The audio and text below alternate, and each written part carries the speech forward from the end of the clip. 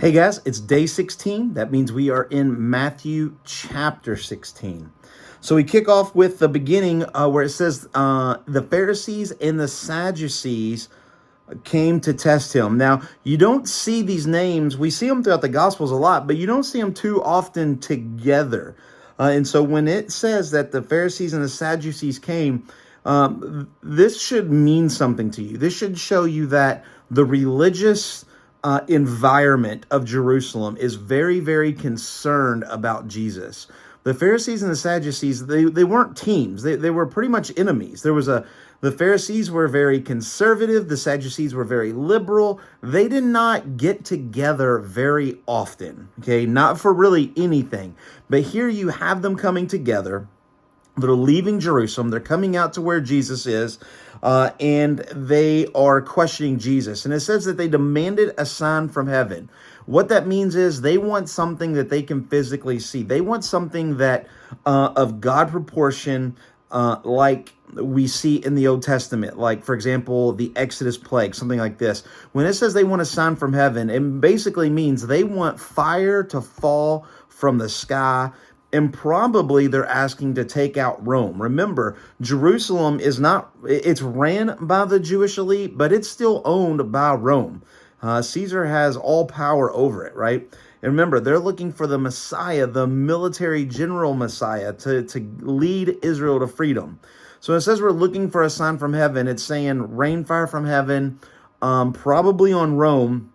And Jesus says, well, you guys predict the weather about what you see the night before. You say you can predict anything, but you can't predict what is coming. He said the only sign to you is the sign of Jonah. Now, this is a kind of a look back to what we read in Matthew 12. Remember, Jesus talked about Jonah, that he was a new Jonah. Remember, Jonah died, went in the belly of a whale for 3 days, come back, led people to salvation, right? So it's that idea. So he's saying that I am the sign. I am that sign. The only sign you get is when I die, I resurrect 3 days later, and I bring people to salvation, right? That's what he's saying.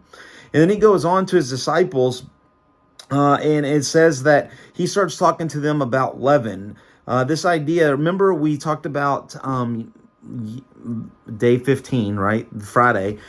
This idea that the disciples didn't know where Jesus was going to get the bread to feed the 4,000. Now here, many days later, the disciples are here and they're like, we don't have any bread. We don't have bread. We need bread. We need bread. And Jesus says, why do you concern yourselves all the time with bread? Do you not know what I can do? Do you not know who I am? You have not understood all of what I can do, right? They're continuing to care about the bread. So Jesus uses this opportunity as a teaching point, as a parable, as an illustration, right?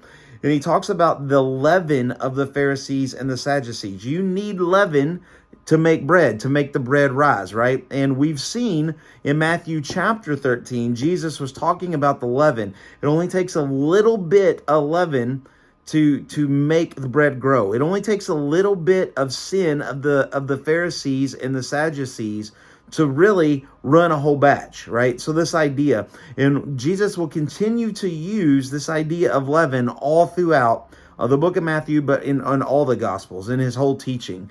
This idea of leaven, a little bit goes in and it goes throughout the whole loaf of bread, the whole batch of bread, right? So he's using this, and in verse 11 it says, that is how you fail to understand that I did not speak about bread. He's saying, I'm not speaking about physical bread. I'm speaking about spiritual bread. Because of the leaven of the Pharisees and the Sadducees, then they understood that he did not tell them to beware the leaven of the bread. And basically, Jesus is telling them they're concerned so much about the physical things that they're missing the spiritual things. He's basically saying, hey, wake up. I'm telling you something important. You're caring about the physical attributes. I'm teaching you about the spiritual attributes. And we see this in the very next verse. Verse 13, it says that they go to Caesarea Philippi. They go to really a Gentile place. This is kind of on the outskirts. They go to Caesarea Philippi, and Jesus asked them, who does people say that I am? And they say Elijah, John the Baptist, a bunch of prophets. But this question was really to get at the main question. who disciples do you say I am? What do you think I am? Simon Peter jumped up and he said, you are the Christ, the Son of living God, right? So he says, you are the Messiah. You are the Son of living God. And we see this idea where Jesus says, that's right. You guys are getting it. You're starting to understand who I truly am, right? You're taking your eyes off now the physical and moving it more to the spiritual. And we see there that Jesus is the rock in which he's going to build the church. And there's lots of sermons about this and lots of things of this, basically saying that Peter, not just Peter, the disciples, right? They're going to start this idea. They're going to be able to go forth after Jesus is gone, right? We're going to see this in Acts 3. They're going to get the Spirit. They're going to get to move on. And it goes on. It says that whatever they bind on earth shall be in heaven. This is the idea of whatever they set in the new covenant, the New Testament, will also be in heaven. It's this idea of saying that they will be the beginning of the church. They will be the beginning of the New Testament, of the new covenant that Jesus is bringing in. And so what they set forth spiritually will be the same in heaven. And so much that they're understanding, and Jesus has said this, they're understanding that Jesus is God's Son. He goes on and starts to tell them from that time, okay, from the time that the disciples are understanding who Jesus really is, it says that he begins to tell them that that he must go to Jerusalem, that he must suffer, that he must die, that he must be killed, and that he's going to raise 3 days later. He starts to unfold to them from that day all the way until it happens, really what the crucifixion, the resurrection is always about.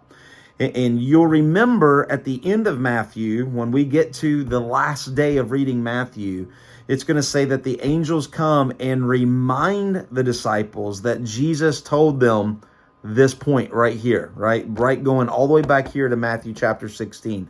You remember when Jesus said that he must do this and that he's going to send to the right hand of his Father?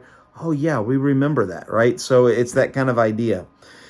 And so we see Jesus tells them, and Peter pulls him aside and he says, no way. And Jesus tells Peter, get behind me, Satan. This is the same temptation that we read about. Remember Satan out in the desert, out in the wilderness with Jesus, and he takes him to the top of the world and he says, all this can be yours. You just have to bow down to me, right? You don't have to go to the cross. And Peter is basically saying that Jesus, no way, you don't have to go to the cross. You can live forever. And so it's the same temptation. Peter is tempting Jesus the same way that Satan tempted Jesus. And that's why Jesus responds with a harsh statement, get behind me, Satan, right? Get behind me. Peter did not have to think of a way. He wasn't meaning to do this. It was in our innate ability, right? We don't think about being wrong. We don't think about doing things and saying things the way that Satan would. It's just in us. And that's what Peter did, right? And so Jesus finishes up this chapter with a bold statement after telling them about the death. And he says, Jesus told his disciples, the ones who just heard this, if anyone would come after me, well, of course, the disciples are following. They want to be with him. Jesus says that you must also take up your cross and you must deny yourself. You must also die. And we know through church history that all the disciples, they go and they die as martyrs for Jesus Christ. Hope you guys are enjoying this. I hope this is making sense. There's a lot in this, I know, but we're just kind of breezing through. If you have questions, feel free to call or text, and we will see you tomorrow in chapter 17. God bless.